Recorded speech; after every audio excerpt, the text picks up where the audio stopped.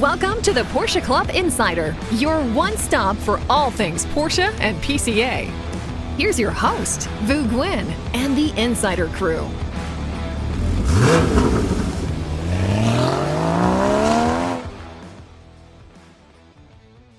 Welcome to episode 134. Seems like it's been a while, but we're back at PCA's national headquarters in our quaint podcast room. How's everyone doing? Good. So how would you explain the fact that when we went to Atlanta, we didn't use headphones, but we used headphones in the studio? That's a good question. And the sound was good The in sound was Atlanta. good? Yeah, well, I was on the soundboard the whole time. I was going to say, so now, mind you, Damon was running the sound, listening. He had headphones on. I had headphones. Yeah. Well, I guess I always say it's so we could hear each other, because a lot of times when you move away from the microphone, Right. especially guests, Yeah. then you hear your voice trail off, and you'll see people immediately move to the front of the microphone. Where I have leveled up on my post-production audio skills. You did. So that is actually, I think, what's happening for that one, too. So you did a fantastic job with the audio on the Timo interview, but we'll talk about that a little bit later. I just wanted to say again that, we are so close. We're almost cresting 98,000 right? subscribers on our YouTube channel. So folks, if you haven't, please subscribe, help us get to that 100K level. That would be incredible. For Halloween, maybe. You think? For Halloween, I think so. Halloween? We get about 1,000 or so a week. yeah, something like that. So Well, very not close to 1,000 a week, but over 28 days, I think it's in that 2,000 to 3,000 range. And it's It's still been up more lately. it still amazes me how far of a reach our podcast goes. I mean, from Taiwan to Germany to England to South Africa. There's people out there far, far away listening to us. Yeah. That's pretty cool. It's either us or that white sound machine to fall asleep. Helps. Whatever it takes, if it helps you So I fall tell asleep. people, I'm like, as long as you hit the play button, it counts. So Yeah. Now, if you will allow me, I've said this for a while now that I'm mid 40s, but when this podcast goes live, I will be celebrating my 50th birthday soon. But that's not what I want to celebrate. Well, that's my birthday, and this is something that I've thought about. And Manny, I don't know if you have it. I know, Damon, you do not have it, but I want to celebrate my live day. You know what my live day is? So I think live golf right now is what's your live day? My live day is the day that I got my stint, which is exactly 1 year ago. And I'm so thankful how everything came together. If you haven't checked out our podcast, episode 84, my live day is about reminding all of you that are listening, all of my friends, all of my family, to make sure you go and get a baseline and do an annual exam. So that way, if anything is But out you of never sorts. died, though. What's that? You didn't die. Thankfully, I didn't get as Do they close call, to. do they call that in the stint community? Is that what they call it? Live So day? I think, for those that have heart conditions, I think a stent is sort of like the junior thing, but that's all I know, right? I think it's like an easy pass. I think it's a junior thing, whereas there's more serious complications and people have bypasses, this, that, and the other, and their chest gets cut open and stuff like that's serious. But I'm just thankful that the stent worked, and we'll talk about my bike ride later. That I put it to the test and it performed very well. In the sudden cardiac arrest death community, they call it a second birthday. A second birthday. I call it a live day. They say you're What's your date when you've had multiple incidents, so you would have like No, too many just celebrations July 23rd when you actually when you died. I Yes. flatlined. you flatline. July 23rd, Wow. day before my wife's birthday. Yeah, that's I flatlined 3 times, but I don't have 3 birthdays. That all happened within a couple happy hours. birthday, Roxanne. I'm here. But that's what they call it, the second. So the birthday. moral to all this is, thankfully, modern science has helped Manny and I to be able to continue on. And I just want to remind you all that are listening to do what it takes to make sure that you continue along with us. And Damon, you're too young to have to worry about this. And as I crest over the 50 mark, you're going to have to take over all the young initiatives. Well, as we know, I'm not too young to worry about. I was going to say, health stuff. that's the time So, at the doctor's office. If you're like me and put off going to the doctor for over 10 years, just don't do it because it's going to catch up to you. There you go. Don't do it. Don't do it. Don't do it. Don't do it. All right, let's talk about unStock.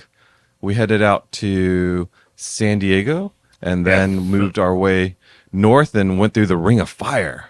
Yeah, so I figured the whole podcast is going to be just a series of updates since we haven't gotten together in a few weeks. So we went out to look at a possible site for 2025, as well as do the final visit for our 2024 site at IBOC. And on the East Coast, we're not used to fires on both sides of the highway. And this one was pretty, the funny thing, we were driving towards the fire, not away from it. Manny. It was kind of neat when you saw it from a distance, but as you got closer, you're going, oh, this is very serious. And we can literally see the burning flames. And then we had a conversation of what do people rush out and buy? Because here on the East Coast, when there's a threat of a snow, be it an inch or a blizzard, people still go crazy and they go to the grocery stores. And the joke is they always buy milk, bread, and toilet paper. Mm-hmm. Why, I don't know. Toilet paper maybe, but milk and bread. And we've never really, I think maybe one time in the past 30 years, we had a case where stores were shut down for like 2 days. Mm-hmm. So it's not like something every time, the power goes out and you should have a generator. Anyways, what do people in California do when there's fires? Being from San Diego, it's been 10 years since I've lived there, so I'm sure things have changed a bit. But if I were to say, Southern Californians aren't as prepared for fires as we are on the East Coast for snow days. They didn't Definitely seem worried. Oh, They didn't seem okay. worried at all. Yeah, that's not. Is it because it's such a regular occurrence and they've been able to manage it that they just kind of think people have assume? been unprepared. However, in the past 10 years, I'm betting a lot more people are prepared. Like, I'm pretty sure, for example, my Aunt Martha and Keith, they probably have a fire kit or something. A plan. Something, or a plan. Yeah. But, When I lived in cousins- California, I remember in school we prepared for Earthquakes, earthquakes, right? yeah. And where the kids go under the table or under the doorway or something like that. I don't remember preparing for fire. Yeah, I've got a feeling it's not. I've got a feeling California has some preparing to do. How about that? Yeah. Anyway, But it was very pretty sad. intense. It's Yeah. sad and very intense. It was, and the car that what were you driving in? I forgot now. Was it a Jeep? What did we have? Anyways, it had phenomenal ventilation because you could not smell the smoke. So Oh, it right. almost like we were watching from a television. And so at one point, Boo rolls down the window because at this point we're like fully engulfed in the smoke, and you can still see fine, but it's actually blocking out the sun. Yeah. And then you could smell it. It smelled like you were right next to a campfire. Yeah. Yeah. And it was Well, I don't know. I'm assuming it's contained. I mean, I haven't seen much in the news. I don't know. I Yeah. haven't. Yeah. our hotel. Well, like Melanie couldn't find rooms near IBOC, so we had to stay a little further out. And even then, that hotel, by the time we got there, was sold out because all the firefighters and a couple families that were evacuated, I guess from the hills, were staying there. But it was all very, very chill, very calm. No one was.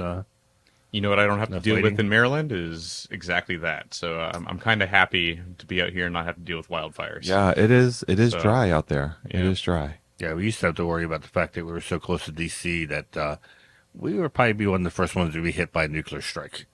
But that's That's quick and quick. painless, though. Quick and Yeah. painless, exactly. Looking at the bright side.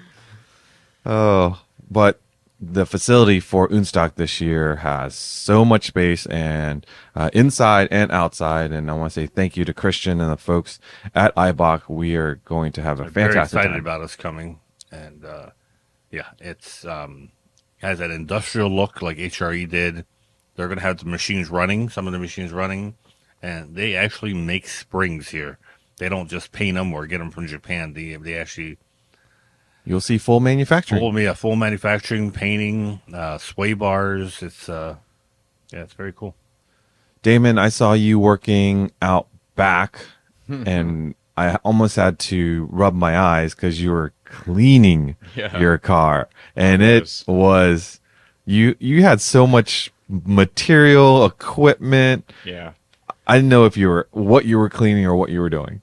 I don't know if I knew either, but it seemed to work. No, that's not true.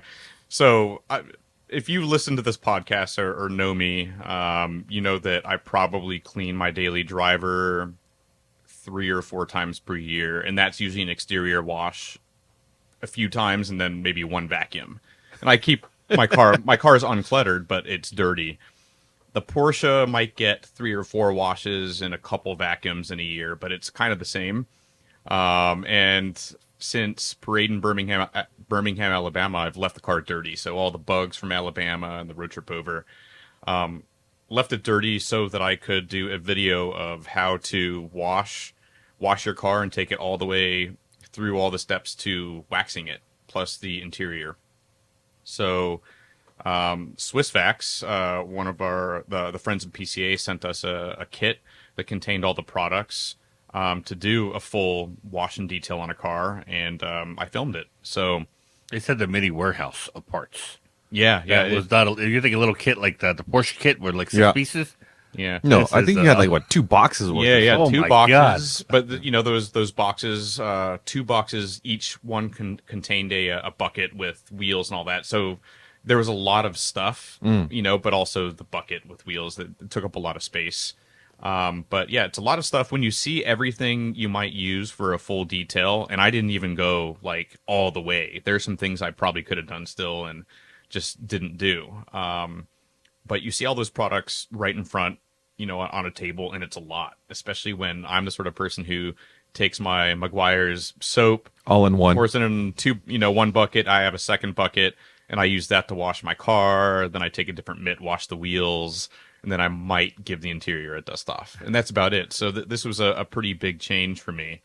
But I've never machine polished the Porsche since I've owned it, so that's about 5 years. I've hand polished it, but this time I went all the way through, washed it, clay barred it, and polished it and waxed it. And the difference between even just washing and clay barring, and then I did a before and after on my hood, and then going all the way to wax on one side, even a clay bar your car is going to look dirty next to a fully polished, portion of the car. So a how-to with tips, and really all these products, different companies supply the same thing, so you don't have to go Swissvax if you don't want. But yeah, had a fun time. Car's cleaned, and maybe in another 5 years I'll do it again. What kind of machine did you use? Buffing machine.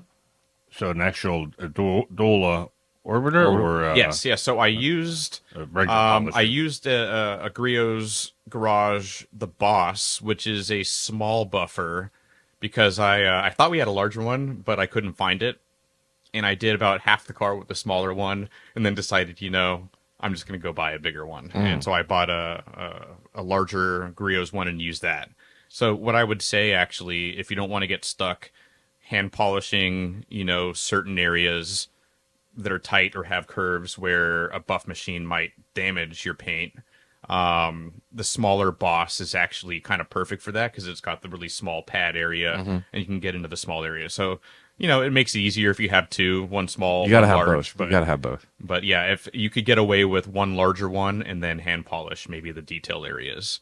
But yeah, it was. So did you go rinse and then wash and then clay and then rinse and then dry and then So I didn't polish? rinse after the clay. So you use the quick detailer for lube, which I believe that's with all clay. So wash, rinse, and I did the wheels as well. I brought into the garage. Well, I dried it off first, brought it into the garage, clay barred it, and then I polished it. And I used the strong polish because it's been so long, and the regular polish wasn't So working. did they give you different levels of Yes. polish? Okay. Yep. So yeah. they had a regular, a medium, and a strong. And I tested out, and this is something you want to do on your car. If you're machine polishing, you have to think of it as, you can damage your car. You can take off too much paint. So I recommend picking a portion of your car maybe that you care less about. Like my hood has so many rock chips that at some point I'll probably have to repaint that. So what I did was I took the strong pad and did spot treatments of bad scratches. Then I came back and used the regular to see what would happen, and it just didn't remove Yeah. that much. What What we I- have here, is it a real polisher or is it a dual? It's a dual orbital. So you can't burn the paint. You can, You can. but it's very hard. It's hard, very, very yeah. hard to. I mean, you I gotta. didn't think the dual it generated enough heat to be able Oh, to it burn the can. paint. It can. And on edges as well. Yeah, So you on wanna edges. tape If off you edges. lean on it and stay put, it can actually burn, even though it's a dual I guess orbital. mine was But it's not, very hard to do. That's what I was gonna say. Is I normally if I start with a car that I'm unfamiliar with, I do the I start with the light polish, heavier, medium, and then I use a less aggressive to aggressive pads up until I see sort of the results that I want, and then that's the recipe to do the rest of the car. Yep. I also meter sometimes if I'm doing that's the guy yeah that sometimes Brown I Forge- meter just in case someone has already been on that car and I don't know. Yeah. But if it's my car, then I don't meter it every time, right? Because I know I'm Yeah. not going to go very hard on it. But yeah, you should always do like a test panel, they Yeah. say. And a dual orbital, if you've never used a dual orbital polisher, it is very safe unless you do something dumb. Yeah. And like I said, unless you put a heavy pad and heavy cream and then you sit there and try to grind on it in one spot, yeah, you can do damage, especially on an edge.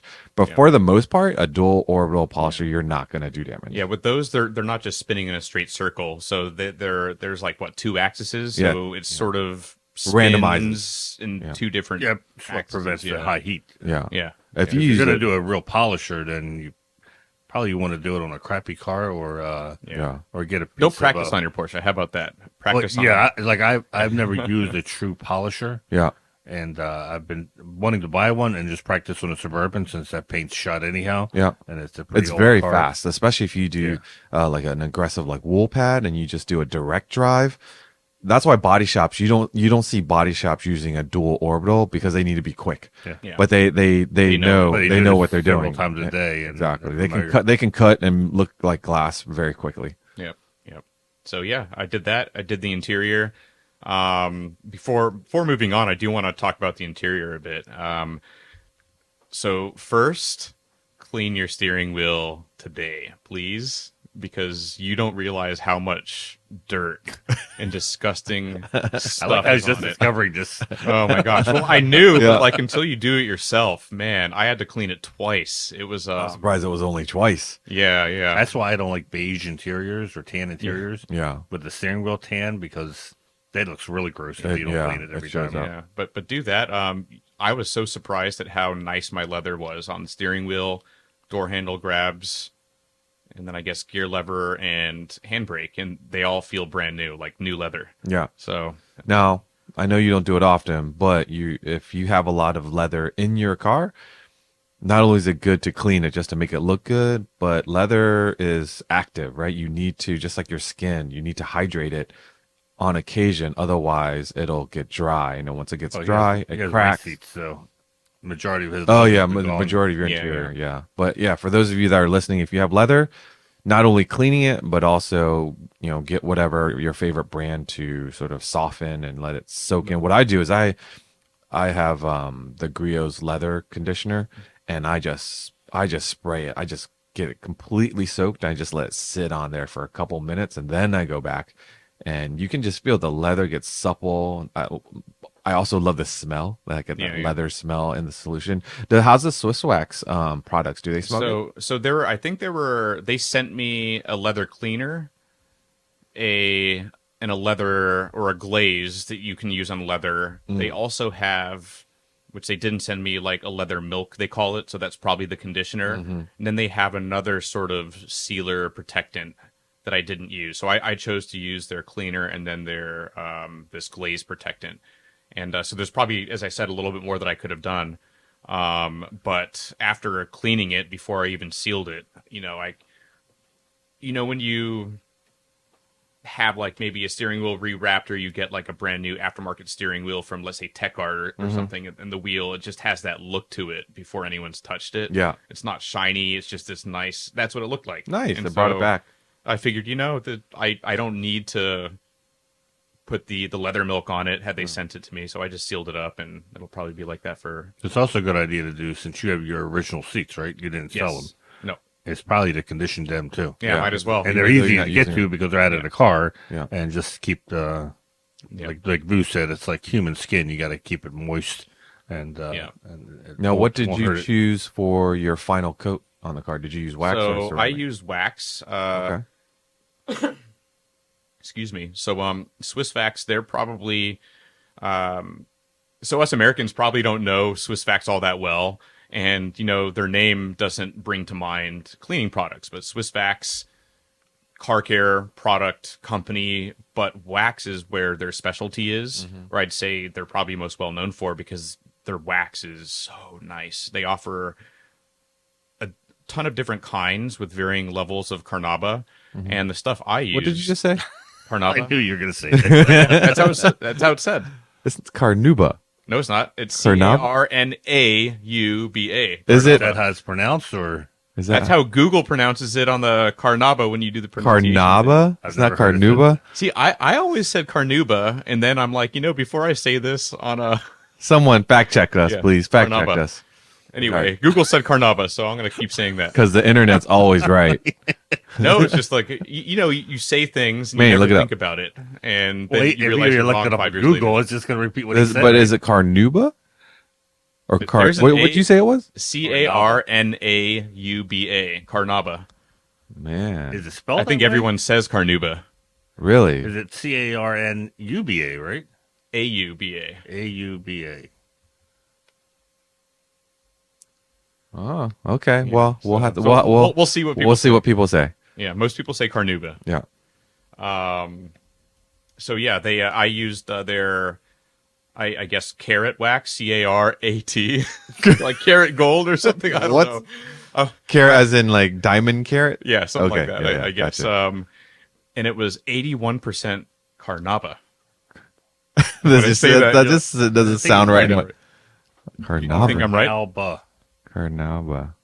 Yeah, I think everyone's been saying it wrong. I'm Everyone? thinking it was Wow. Carnauba because that sounds very Carnauba. Yeah. Okay. yeah. So It's enough with me. All right. So now pronouncing- that your car is clean, is it any faster at the autocross? I don't know yet. We'll Oh, see. okay. There's another one coming up. But Okay. but yeah, Carnauba wax. Just so you guys know, it comes out as it's a hard wax. It's like a block, and you rub it onto your hand, and then you put it on by hand. Oh, So you can feel any fancy. imperfections when you're putting it on, and then when you wax it off.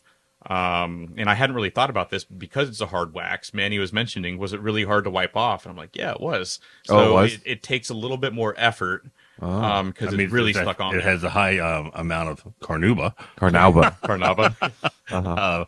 Yeah, 'cause like you said, carnauba, whatever. Oh my god, I'm gonna is like you said, comes in a block. It's very, Yeah. they got to add oils and whatnot to soften it up. I wonder if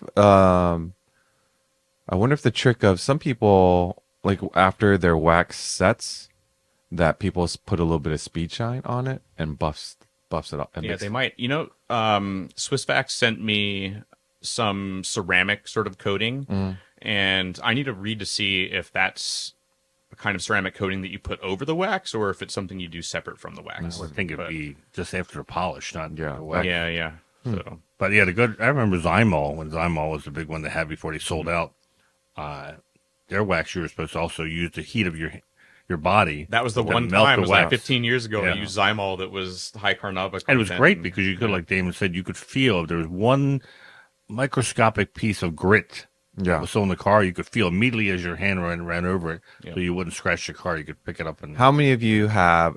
I have probably at least a dozen different type of car waxes at home because I'm constantly in search of the ultimate shine that lasts the longest. I've thrown away a lot, but yes, I for long because a lot of stuff just gets old and it's no longer good. Yeah, like you have Zymol, you have like glass, all these Turtle different wax, Maguires, no, turtle yeah. wax, and the newest one I've heard about, and I don't know much about it, is graphene. Have you heard about graphene? I heard that graphene was more of a marketing thing. Oh, really? Actually, yeah, you don't see it as much. Yeah. I do have half a bottle of something with graphene in it. See, we still buy it because we're You hoping. spread it on there, and you have this little like black, Yeah. looks like ink that comes out of it, and I think they just add that to make you think that there's a lot of graphene in there. Oh. The concept is great. I Yeah. don't know if the execution was as good, but the thing without that I think is legit is the ceramic. Ceramics, yeah. Of course, not every ceramic is created equal. Right. And the $19.99 bottle of ceramic you buy at Walmart is probably not the same kind of ceramic you get from Ceramic Pro. Right. Exactly. All right. The one event that I've really wanted to go to, but I missed out because I was not in town, but you got to go. And apparently you got crushed in one of the events at the Chesapeake Challenge there, Manny. So the highlight was I won the tech quiz again. So I get to keep. Is that really fair, though? Well, I said it's the job performance evaluation, so I get to keep my job. News story of the day: PCA's technical director wins the tech quiz. Surprise, surprise! Oh, Randy Richter does a good job of getting some good questions. That I always ask for the answer sheets because I figure I'm going to learn something new. But my wife, who sat next to me, proved that she doesn't cheat because she only got 16 right, so she didn't podium there. But where she did podium and won overall was the gimmick rally. So now my wife and I have won the gimmick rally several times. Wait, you just said she won, so you did not do no. So Bob wanted to do the rally with me. So Ellen said to Roxanne, Ellen is Bob's wife, said, "Why don't we do it together?" So they went in my wife's Boxster, and I went in Bob's 79.14.6. Oh, Which, oh my God, and I will say it on the podcast. He needs to adjust his linkage on his transmission, because if I could have the sound effect of a gear grinding. Oh no! He said it was only in first gear. I said it's happening in reverse gear. I'm pretty sure it's happening in second gear and third gear. Oh, did it make you cringe every time? We are not going to have a transmission left by the time this rally's done. Is that his green one? Oh no, this is the. He doesn't have a green one. I thought he had a There's the ivory white one. You're thinking of Bob Miller has a green 914.6. Oh, okay. So Bob has an ivory white one. Beautiful car, great condition. I don't think I've ever sat in his 914 that long. I will say, so the 914s did not have an adjustable passenger seat until 72. 70, 71, they were fixed passenger seats, and they gave you a adjustable footrest, which once again, in theory, sounds like a great idea. Totally useless. Completely useless. Really? Oh. I could not get comfortable no matter how much I moved this thing around. It was just, once again, in theory, I'm sure it probably sounded like a great idea.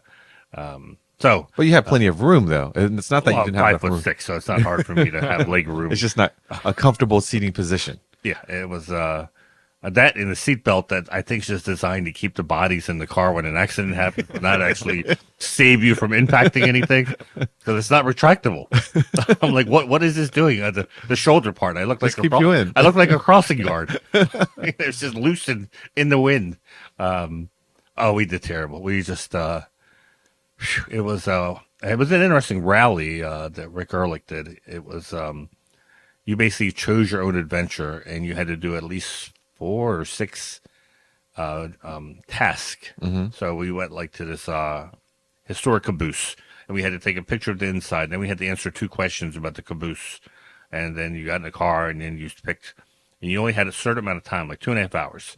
So we said, okay, what's the next a task? And some of the tasks were worth more points than other tasks. So in our heads, we were like, we're going to go after the big high dollar task, but they're further away. And evidently, we didn't read the instructions all the way through, but if you missed one question, got one question wrong, you lost every single point in that task. Oh. So, we did. Like I said, Bob's only hope was at the end was there was like 3 minutes left before the cutoff, and Roxanne and Ellen still weren't back. And he was like praying to God that they were going to miss the. Sure enough, they showed up with like 90 seconds left on the clock. Wow. How well attended was the event? I think maybe almost 100 people. And I think that event is like the longest running multi-event. So it's not just a rally either. It used to be a multi-day. Okay, now so it's a 1 day. Okay. When they moved to the 1 day, it actually became more popular, because I don't think people have the time nowadays to dedicate 3 days like it used to be. Yeah. And so they do a concours in the morning, and then they have lunch there at the concours site. Then they do a rally. And then they come back, they do a tech quiz, and they have dinner, and it's done. That's a full day. I saw you had some pretty good-looking cars in the corral, which included and I haven't seen. I've heard of this car being around in our area, but I haven't seen it in person. Is the Carrera GT that showed up? Yes, which Steve Wood is the curator of the collection. Oh, His owner's collection, and I joked. I said, "I thought you're not supposed to be driving these things." And he said, "I goes, oh, I didn't. I towed it." oh I'm really? like, I was just kidding. I thought you said, Yeah. you really towed it here? Yeah. He goes, oh yeah. He goes, that's and then he goes, the trailer's at the end of the parking lot. And sure enough, he Wow. But we do know for a fact that if you do have a Carrera GT and you need to get you that, don't know yet. The you don't parts are in. parts are in. Parts are in. So yeah. So and we had Wayne Jackson bought his 75 like Brumos liveried RSR. Factory RSR. Yeah, very. That was without a doubt the best sounding Really? car there. Yeah, straight exhaust. It was, Wow. and it had that race car sound. You know, when it's like you can hear 3 cylinders, then 4 cylinders, then Yeah. 5 cylinders, then all 6 at the Oh. song. Yeah, yeah, It was, lucky. that was pretty cool. Very cool. Let's see. Talking about cool, we got to go down to the Porsche Experience Center to do some podcasts. We recently launched the one with Timo, which Damon can talk about a little bit later. We've got 2 other ones in the hopper that will released. But before we did all of those interviews and podcasts, we got to make some arrangements to kind of see PEC, and then after we finished all the podcasts, we caught up to Jonathan Sieber. Which you had been there for the grand opening, you and Boggs, but Damon and I had not No, been to it the was new first for me.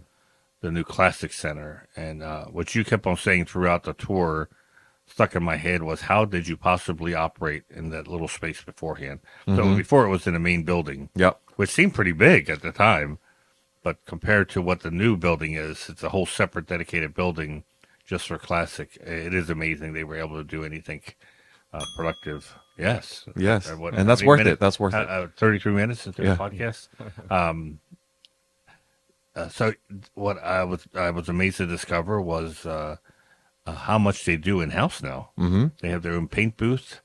They Saddlery, they what not reconditioned. They what's recommission. recommission. Yeah, cars there. It was yeah, quite impressive. There's a lot of cars to maintain at the PEC. As you know, you can do certain package events on track, and now with the extension of the West track, there's a lot of cars there. I believe they said they maintain, was it Like one? 120 or Yeah. 130. I thought. 120 or so there's a cars. parking garage there. That's where they keep them. That's all. just for their programs, and so they were maintaining those cars in addition to having Press classic cars. and press cars, Yeah. all in that. I mean, we say little now, but as you said, when we first saw it, Manny, it was impressive, and we thought it was big. But now for them to try to go back to that, it's not even possible. So this Classic Center, the Classic Center, I would say is probably the size of a Target. Maybe not that big. Maybe like Maybe when there's little targets when you Made the look- like a Walmart Supercenter or something. Maybe not that. no. the not that- Walmart in Monterey. Have you ever been there? Yes. I would say so. Yeah, It's like a junior Walmart. like 2/3 of a regular Yeah. Target. It's bigger, much bigger than probably any dealer you've been to. Oh yeah, and it's of course as you would expect when you walk through. The lobby is beautiful. They had a gorgeous 356A park. Oh, there. you mean yeah. Yeah, the Classic Center, Yep, yeah. on. And then you walk through, and the bays are spotless. The cars that you see there are incredible. They have a whole consultation area right there before you walk into the shop area, where he said this is where he set people down, and they start the process of saying, okay, what do you want out of this car? What do you want us to do to this car? What's the end goal? And they go over all the options and what they plan on doing and timeline and so on and so forth, because people are committing to spend a lot of money yeah, to have this factory restoration done. and the range of services, I would, depending on the car that might need it. For example, the first car as we walked into the garage area was a red 959. Now that car was there not for a recommission, I don't think, but for some basic things to be done to it. But there, I guess where the owner lives or for whatever reason, it was there for not a big task, right? It was there Other for shops had tried. other shops had tried to do something for it and couldn't get it done. That's how it ended But up they there. have 959 factory trained techs there. Yeah. So Yeah, And that wasn't the only 959. no, and then you go further down a couple of lifts, then you have cars fully being recommissioned, meaning they're kind of being taken apart down to, the last bolt, and then we can't even talk about all of them, but they're even newer cars that you would never think yeah, should be recommissioned. there were yet, cars there that were being recommissioned, and we're like, that's a new car. Yeah. They're like, yep, The key in a recommission is you can change the paint color, and the factory will show now that it's whatever new paint color you pick, and they zero the odometer because they rebuild all the drivetrain, yeah, regardless of the mileage on the car. I think they give you the engine choice transmission. for zeroing the odometer. I'm You sure don't they do. want it. Yeah. Like, you don't have to. So I guess the theory behind the recommissioning is, you take a 991, for example. You could, well, it's not in the classic book yet, but let's take a 997. Maybe a 997 is a better example. So you can't buy that car new today, but let's say there's a specific 997 model that you absolutely love and you're willing to spend money where you want to, quote unquote, have the experience of buying that car new. So you buy a donor 997 and you bring it to Porsche Classic and pretend like, okay, what would you have done had you had the opportunity to buy that car brand new? You can choose colors, you can do interior, you can do custom, whatever you want to it. That's what recommissioning, I believe, is all about. Right? Which is different than restoration. Restoration, you're taking it back to its original Go back state. and look up on Google Oak Green Carrera GT. Yes. And you'll see they never came in oak green, and they never came with gold wheels, and it has both. Yeah. And the owner Porsche did it. wasn't either he wasn't old enough, or obviously he wasn't in the place financially to be able to buy a new one. I think he wasn't old enough when they came out, to be able to even own one. And now but he always wanted to have a brand new one, so he paid the recommission so he could have a brand new one. Very cool. And there were a lot of cars there, and their capabilities, their rival, Yeah, they had all the interior materials. I mean, a wall of leather. exactly. Yeah. It reminded me of Porsche Classic in Germany. It was a little smaller than one in Germany that I remember, but nonetheless, it was very substantial, and there wasn't anything that seemed that they couldn't do in there. And they had the disassembly area. They had a state-of-the-art paint booth, and then the reassembly area. They had all the trolleys to make sure all your parts are together. And then we sort of went around the corner where some of the cars that were waiting to be worked on, some of the cars that are done, and some of the cars that were just simply dropped off to start the process of what they're going to do. And we saw, what was it, 2 or 3 Carrera GTs lined up in very unique colors as well. I'm like, huh. Yeah. What amazed me is their turnaround. Yeah. And I figured you drop a car off, you're not going to see it for 3 or 4 years, but they were saying 4 or 5 months. Yeah. They could turn it around. I guess it depends on the extent of what kind of modifications you're doing, but he says on average. Yeah, I mean, big like repaints. Let's say 6 months to a year. Like, to me, that sounds incredible. I feel like sourcing parts is at an independent restoration shop is probably part of the challenge there. I But think that one recommission, they had to buy a whole nother car Yeah. yes.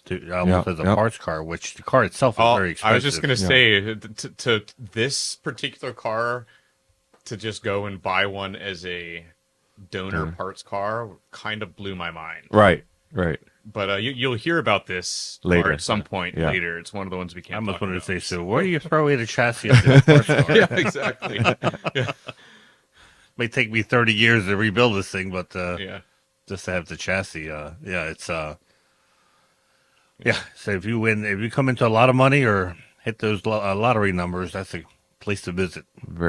And again, thank you, Jonathan, for taking us around. Yep. And that should be a video here in the next.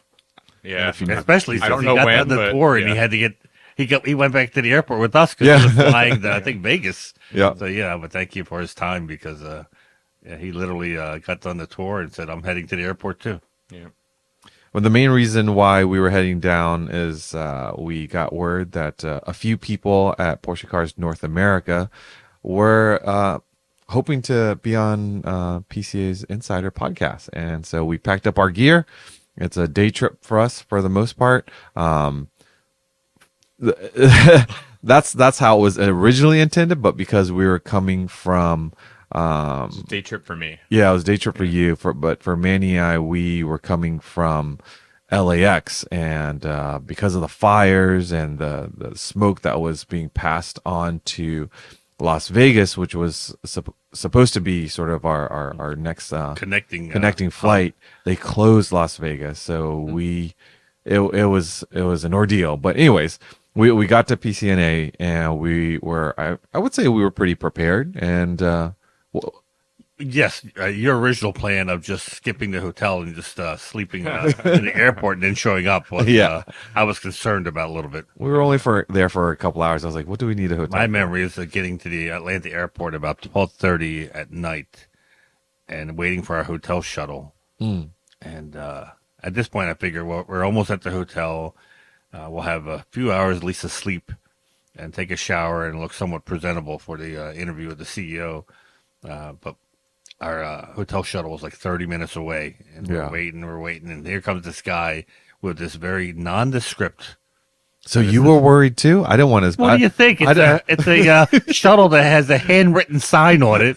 I didn't want to be the one that goes, "Oh man, I'm kind of worried." And then, so yes, it was a nondescript. So no one was there for him. So he says to everyone else, he says, "Where are you going?" He says, "Hop in." "Where are you going?" "Hop in." "Where are you going?" "Hop in." So we hop in.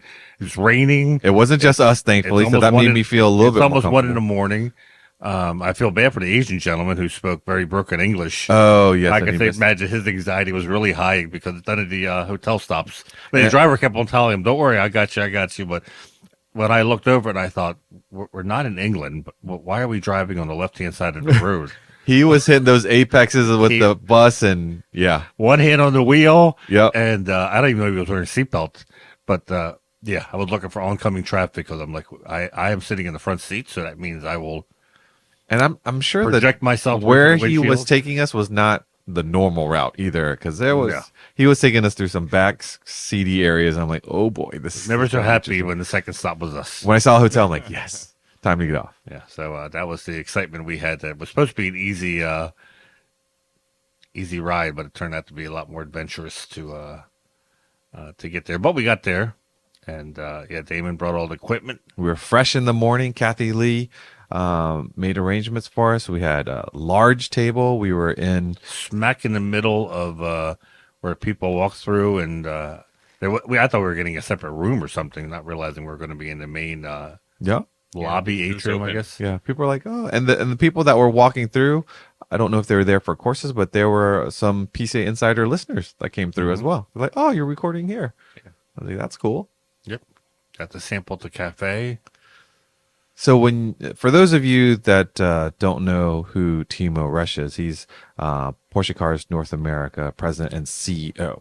And unlike normal guests that we have coming on to the podcast, you can't just roll in and just, throw out random questions. Hey, Bato.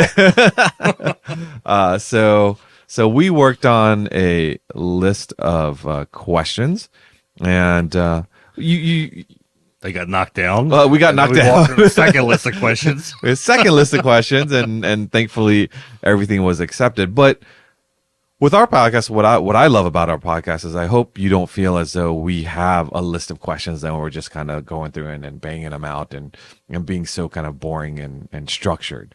So I think it still worked out because the podcast seems to be doing very I well. have a feeling he wasn't involved with the whole you can't ask him this question, you can't ask him this question.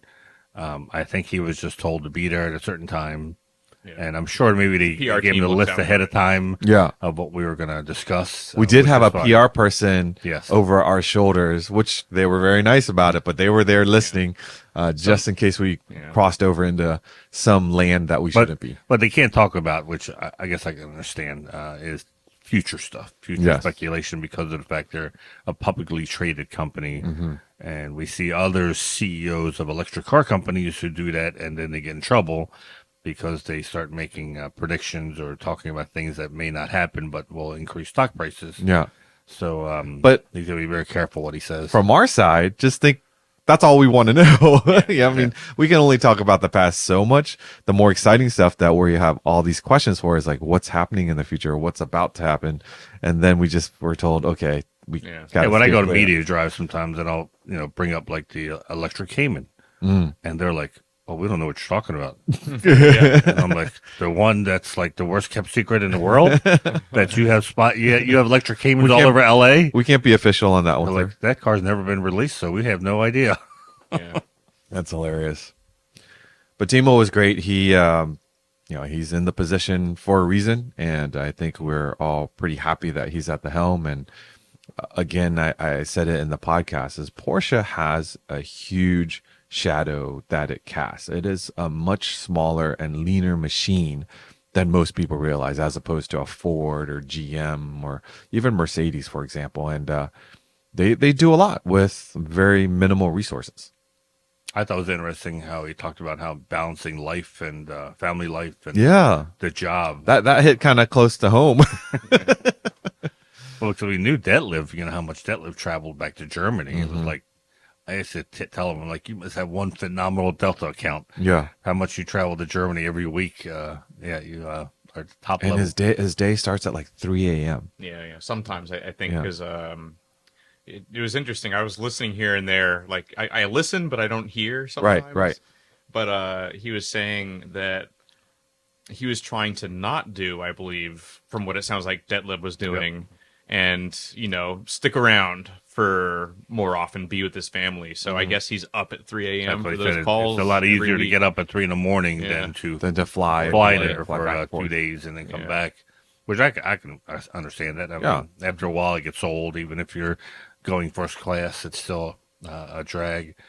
And but it seems like he's doing a really good job, and he still has a lot of challenges ahead of him. But it was a very frank interview, and I think the biggest compliment I got was when we were done. He looked at us and he said, "I could do this for another hour." Yeah, for sure. So, absolutely. That was, and of course we did like Busa. We had two more guests who are very dynamic and are going to give us insights to other parts of Porsche that you may have never heard about. So stay tuned. They're coming in the next 3 to 6 weeks, I think. We'll spread them out a little bit. Very good. Now, Damon, you published an article on your Cayman, and those are regular listeners know you've done a lot to your car. Yeah. And I was thinking about that on the way in, that you did most, if not all of it, by yourself on your back in your garage. Yes. That is an incredible feat. Yeah. After we did your engine, we appreciate it even more. Exactly. That's exactly it. Exactly. It was tough. The only thing I didn't do myself was the differential install. I had TPC do that. Right. And I'm glad I did. That was one thing where I think I knew my limits and didn't want to do it wrong by accident on my own car. But yeah. And you were patient enough about how long it took. Your car was on the rack for what, like months. A year? Yeah. Well, there was 3 or 4 months because the front main seal last year, and then it was 6 or 7 months because of the AC compressor, because I didn't drive it from July 2023 until April or May 2024. Yeah. So can you rattle off the list of what you've done to your car? I'll get the list now, actually, because it's kind of long. So I have to give a shout out to Jeff Lehman, who is putting together a book on the Cayman 2.7. He's an enthusiast, and when I was in Seattle area filming some videos with Nathan Mers, we sat down, I gave him some quotes, and the first thing I did was to write a list of all the things that I'd done to my car. And it was just, the list was way longer, because I can sort of say in general terms, I've done suspension, brakes, and reliability mods. But when you look at the list, it's... You keep scrolling. That's a long list. Poly engine mount inserts, Wevo semi-solid transmission mounts, Tarrant anti-roll bars, Tarrant end links, Olin's coilovers, camber plates, performance alignment, square tire setup, lightweight flywheel, harmonically damped underdrive pulley. Like, I could keep going on. But basically, yes, in general terms, reliability, suspension, and maintenance. But yeah, when you add all the parts that go into that, it is a lot. So back in 2021, I had a story that took me as far as the Olin's coilover install. Mm-hmm. So this story, part 2, Damon's Cayman part 2, is just everything after that. So I do a little recap about what I did before part 2, and then I pick up pretty quickly and just sort of show you all the things I've done, which is, center radiator, all the maintenance stuff, the lightweight flywheel, all came after part 1. But yeah, I love the car. It drives great. I recently had another autocross. I'm back to my faster form. I had one off autocross. Al drove my car. Oh yeah, how did he do in your car? So he got the hang of it really quick. So I rode with him on the first run and then just let him do his thing. Yeah. And I mean, it goes to show how easy my car is to drive. But at the end of the day, I was still 3 seconds in front of him because I know my car. I know my car. That's a And lifetime. One of the best compliments I got was there was another GTI driver, one of our friends, Mark Gange. Mark. So he's never ridden with me. He hopped in, and when he hopped out, he's like, "Wow, that's much more of a momentum car than I thought it was." I'm like, "Yeah, that's right." So have you done what I never do, which is add up the receipts? Do you have an idea of how much? I have an idea. I think in parts, if you include, maintenance, water pump, and upgrades, I probably have, without labor, just parts, probably $15,000 to $20,000. You would have spent much more down on therapy, so it's a deal. Yeah, I don't want to say it's over 20, but probably 15 grand. Really? Yeah, that's not much. Yeah, that's not much for a Porsche. Yeah, no way. I put more into the car than what I bought for it. And that, thank goodness, you saved for sure so much because you did, Yeah. Like I said, all of it yourself or most of it yourself. When you lose, you can comfort yourself in saying that you didn't spend $15,000. Now, I saw a recent episode of James May, and I think it was at the Donut Garage. Oh yeah, and he was wearing this T-shirt called that said Standard. Yeah. So at any point, and I know the answer to this because I know you love your car, is like, do you just keep it standard, aka stock? Yeah. And some people absolutely love how. I think what was it? They had a 350Z, and they modified it cheaply, one car, and modified it high end parts, and made both of them completely not reliable. And he goes, isn't that ironic, because the 350Z and the Nissan in stock form is known for being very reliable. And they both picked the one with the low price parts. The low price parts. And they also said the one that they spent all the money on, they could never get it to run right. Yeah. So but Manny, you're almost a standard guy, right? You prefer all my cars. I think the only one that hasn't even the Boxster has electronic changes to it. Like that, but you're not as religious about it. What it made me think about was since I have to go through the unStock entries and see that they have the minimum amount of mods, and then we decide which cars will go inside, which cars will be outside, so on and so forth. But what makes me chuckle when I go through them is the guys who have modified their cars to look like another stock car. Huh. My car looks pretty stock. So no, it doesn't. Your car does not look stock at all. Your stance immediately. Yeah. It's a great looking stance, but it's not a factory stance. Yeah. No, there was one guy who wrapped his car in a stock color. Huh. And I thought, so congratulations, you have a modified car that looks like a stock 718 that someone bought in the stock Porsche color.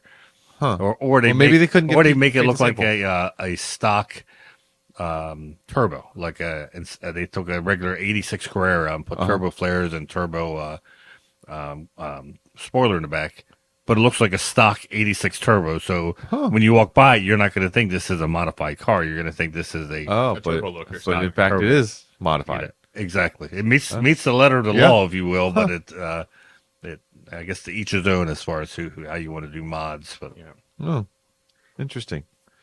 Well, for me, if you're wondering why I'm kind of twitching every now and again during this podcast, is because my muscles and my legs are still pretty sore after my 390-mile trek across New York, together with Jim Hemmig and 5 other PCA members, all on Tom Porsche bikes. Gorsuch, Tom Gorsuch, our past president. Cindy Jackson, also past EC, a local member here, Fuki. So we rode from Buffalo, New York to Albany, a total of 390 miles.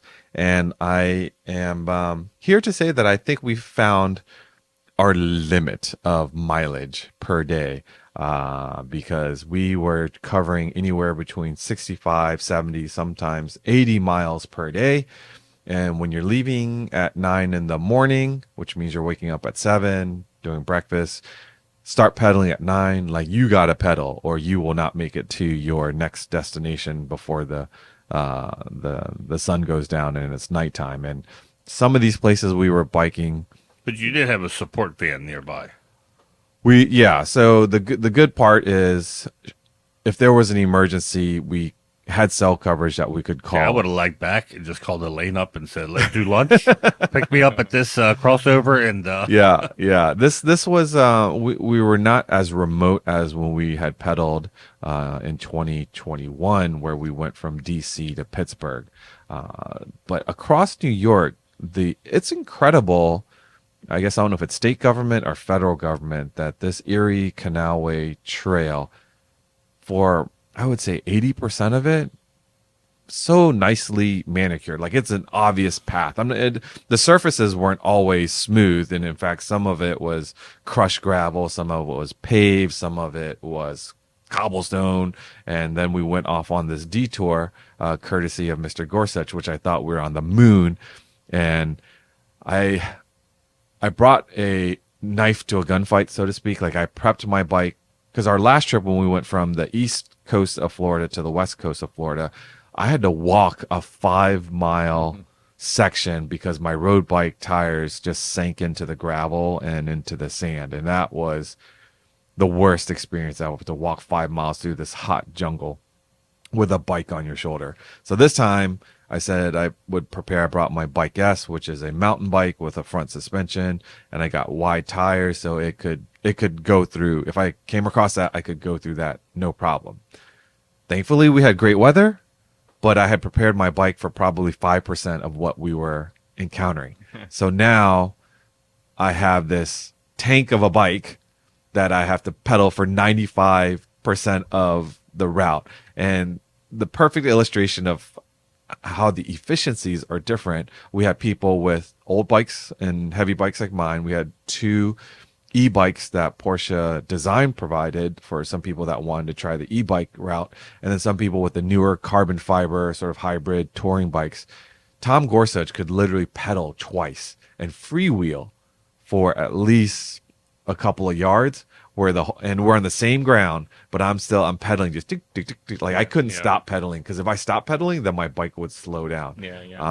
But it was a great adventure.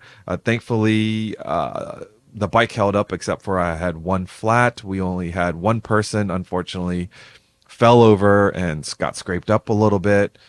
No rain, so that was nice. Beautiful scenery. The locks. For the first time, have you ever seen a lock operate?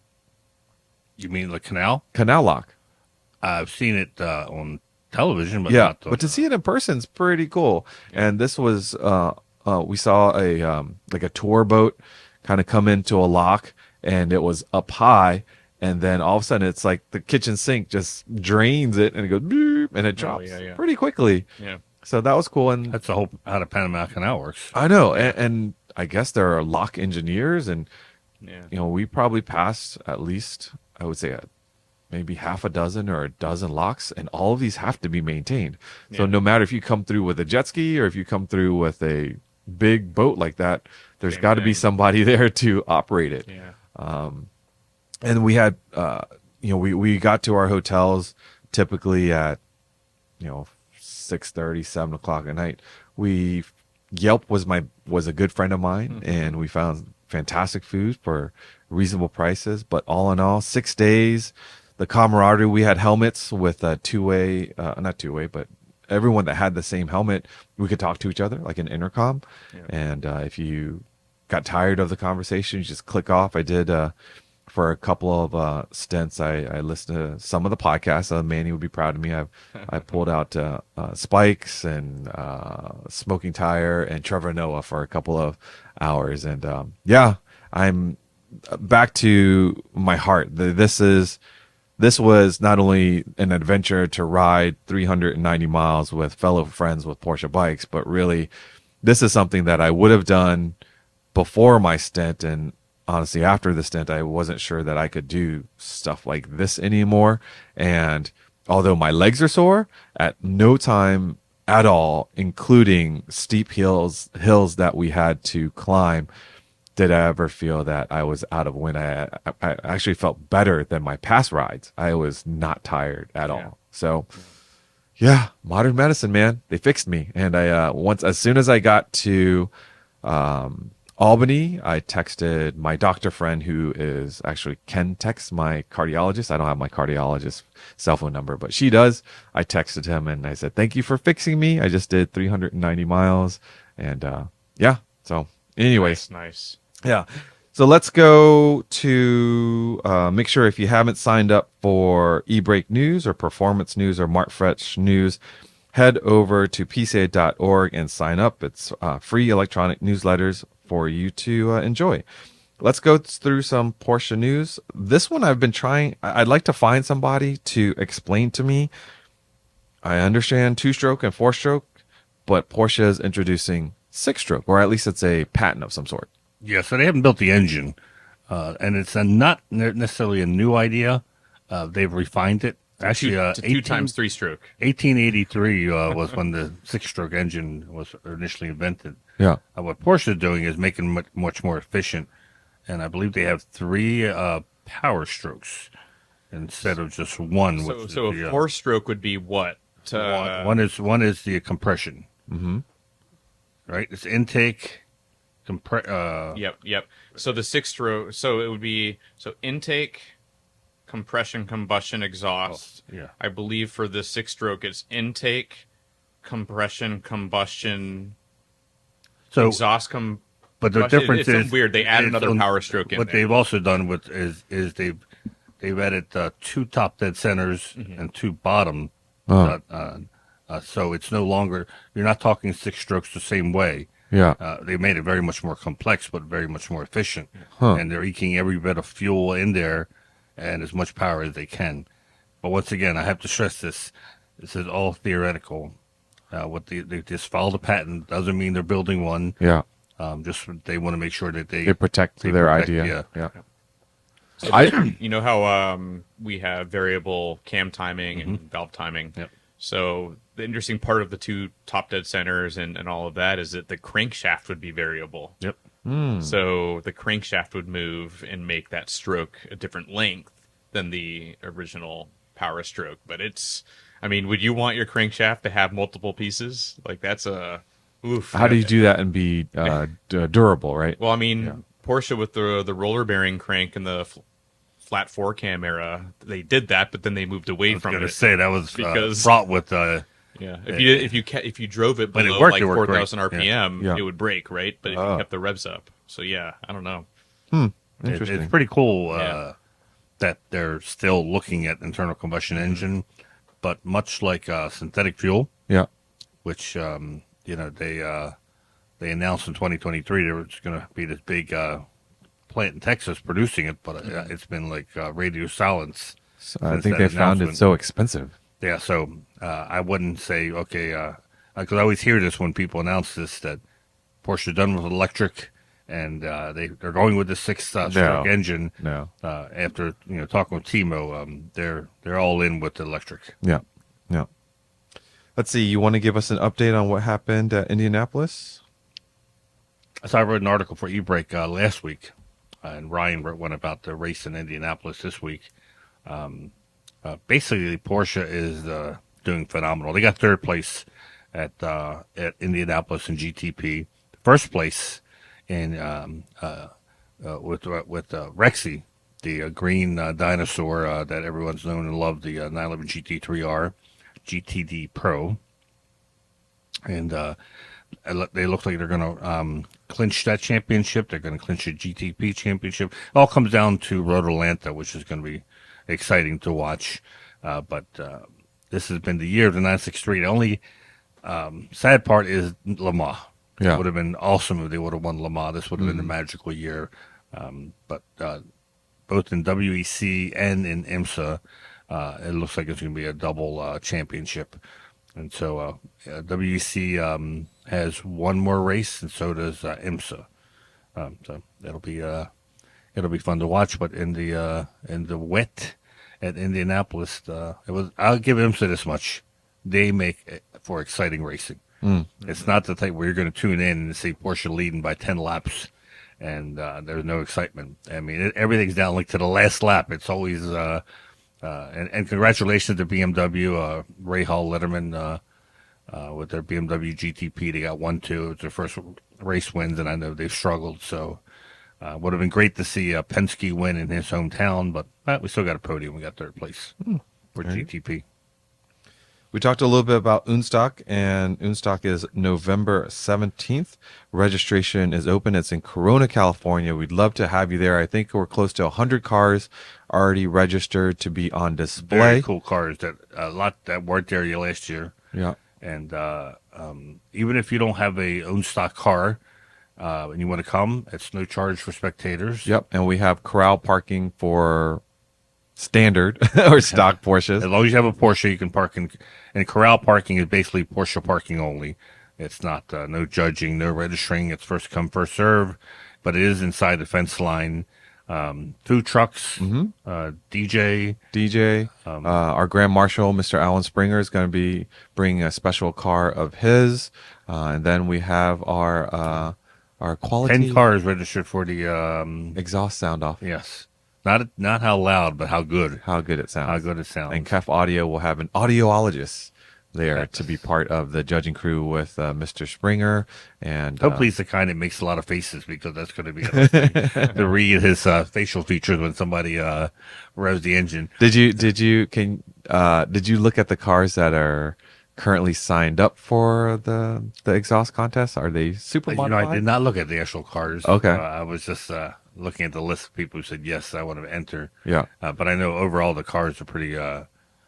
I'll give it to California. They've got they're the people out there.